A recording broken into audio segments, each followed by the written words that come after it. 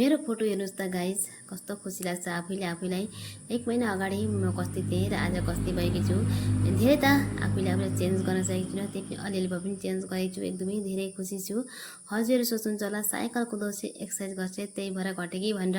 र आज म हजुरहरूलाई भन्नेछु म के भएर घटे कि भन्ने कुरो।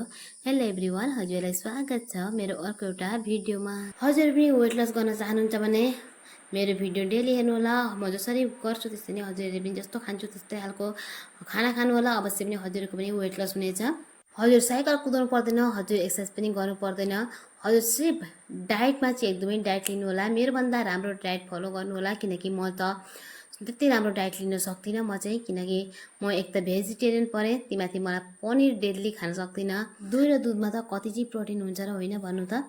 र त्यो राजमा पनि सधैँ खान सक्दिनँ। र हजुर ननभेज हो भने चाहिँ धेरै आइटेमहरू छ। अब ननभेजको लागि धेरै प्रोटिनहरू हजुरले लिन सक्नुहुन्छ। र भेजले पनि जसले पनि पनिरहरू खान सक्नुहुन्छ, उहाँहरूको त छ अब आइटेम। तर मलाई चाहिँ किन कुनै पनिर एकदम डेली पनिर चाहिँ एकदमै खानै सक्दिनँ। त्यही भएर मेरो चाहिँ 30-40% मात्रै, त्यहाँबाट ऊपर चाहिँ मेरो प्रोटिन कहिल्यै जाँदैन। र अहिले चाहिँ मेरो बिहान खाना बनेर रेडी भएको छ, हेर्न सक्नुहुन्छ। यता चाहिँ मैले फर्सीको सब्जी बनाएको थिएँ, यता साग र यता दही र यता चाहिँ हेर्न सक्नुहुन्छ भात चाहिँ मैले अलिकति लिएको छु। मेरो चाहिँ डेली भात खुवाइ चाहिँ यही नै हो।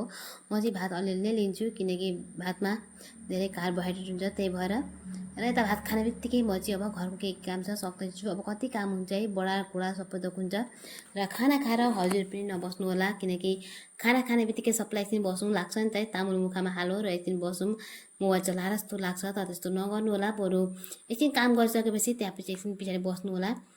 भारी काम पनि नगर्नु होला, हल्का हल्का यस्तै अब ओछ्यान मिलाउने, घर बढाउने, थालमुढुका मोल्ने है, यिनै काम हुन्छ नि। अब हामीहरूका तिनै काम गर्नु होला। त्यसपछि अहिले चाहिँ अब आम हेर्नु न, वेट लस जानेमा आम नखानु अरे भन्छन्, तर म त यति आम खाइरहेको छु, यति धेरै आम खाइरहेको छु।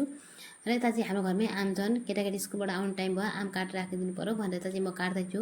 आज शनिबारको दिन हो, अरू बेला त आउँदाखेरि त भोलि नै खानाहरू पाकिरहेको हुन्थ्यो। आज त अब छिटै भयो नि त, त्यही भएर यता चाहिँ म अब आमहरू काटेर केटाकेटीलाई दिएँ। त्यसपछि यता अब मैले खानाहरूको रेडी गरेँ। शनिबारको दिन यता मेरो छोराले यसो हेल्प गर्छन् है, सेटरडे र सन्डे चाहिँ।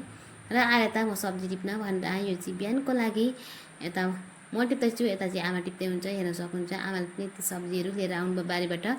अहिले चाहिँ 4 पनि बज्यो र मेरो पनि खाना खाने टाइम भयो। यता चाहिँ मैले पुलाउ बनाएको थिएँ आज, पनिरको सब्जी र यता अचार। घरमा जे पाक्छ त्यही ल्याएकी छु। र यता चाहिँ अब केटाकेटीले हेर्नु न, ड्रइङ गरेका अरे, हनुमानजी बनाएका अरे, कस्तो बनाएछन् हेर्नु न। ठुलो छोरा त राम्रै बनाएछ, सानो छोरा चाहिँ हेर्नु न। यति गरेर चाहिँ मैले चाहिँ दुध तताएर यता दुधमा प्रोटिन पाउडर मिक्स गरेर केटाकेटीलाई पनि दिएँ र मैले पनि पिएँ दुध चाहिँ। र राति चाहिँ मैले यही दुध पिएर सुत्छु। हुन्छ त गाइस, यो भिडियो यति सकिन्छु। Bye bye everyone, take care.